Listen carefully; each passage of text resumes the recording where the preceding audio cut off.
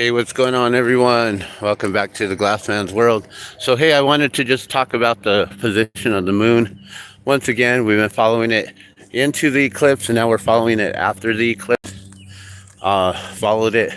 April 2nd was the first video, and I noticed that the moon's position was in the southern part of the sky, coming up with the path, going pretty much across horizontally. So basically coming up from here, setting over there.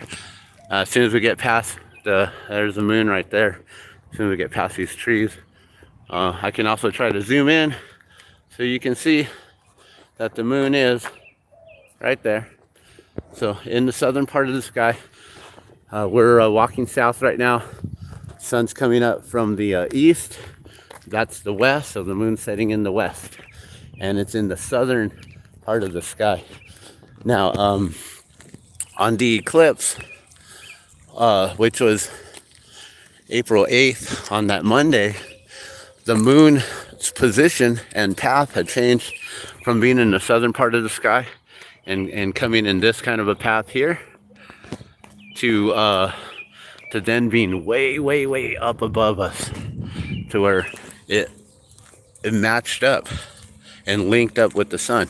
The sun's path, if you see, is way over this way.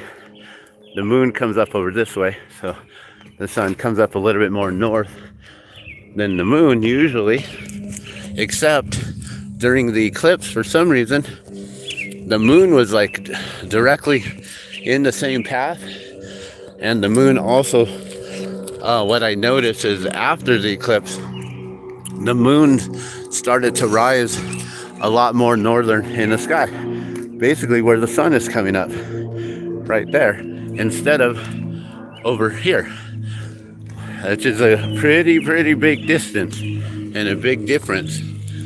And so also what I noticed is when the moon was coming up and rising from way over in this direction instead of over here, the moon was also going straight up above and setting way to the north of the sky. Not over here, but way north over that way. So, I'm just now noticing for the first time ever in my life that the moon's path has moved and shifted quite a bit between the full moon, which was around April 2nd, to the new moon, which was April 8th for the eclipse, and then back to the full moon again, which was just 2 nights ago for the pink moon that we just had. The moon has shifted drastically from way south in the sky, going way above head at the time of the eclipse, and then now it's back down in the southern part of the sky. This is the first time I'm noticing this path. I've always thought that the moon was always lower in the southern part of the sky and never coming way up and setting way up in the north. Last year was the first time, actually, so I'm saying this is the first time I noticed this path. Actually, last year was the first time I noticed the path that I couldn't see the moon for maybe like close to a week. I was like, where did the moon go? The moon's been up around this time every night. Now I don't see it.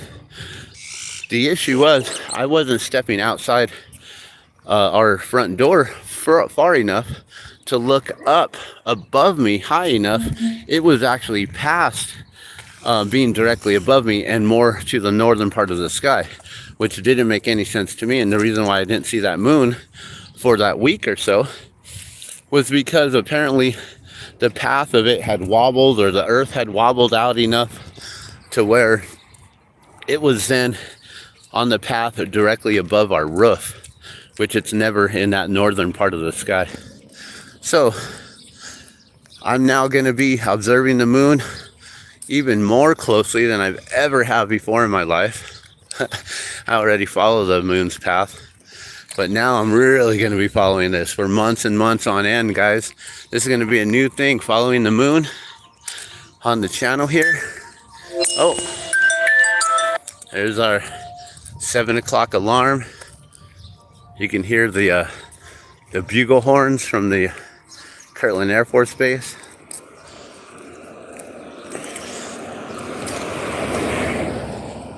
Maybe you can hear it. It's probably too far in the distance. But the moon is setting here. And I remember also on April 2nd, around that time, heading into the eclipse, when I was taking my daughter to school, I noticed that the moon was also setting in the southern part of the sky right there. So it's now back to where I am used to it being and where it normally is in the southern part of the sky. But at some point during the new moon, it fluctuated and somehow wobbled up to being directly above head, and in order to be able to intersect with the path of the sun. I don't know how that was possible, is possible, except for the fact that, you know, we live on these huge planetary bodies, and yeah, things can move slightly, but for us it looks like it's a huge drastic move, right? So maybe that's all I'm witnessing, and just witnessing this for the very first time in my life, that the path of the moon changes from being extremely low in the southern part of the sky during the full moons, and on a new moon it's more higher up. We will see in 2 weeks. All right, thanks for watching, appreciate it, have a good day.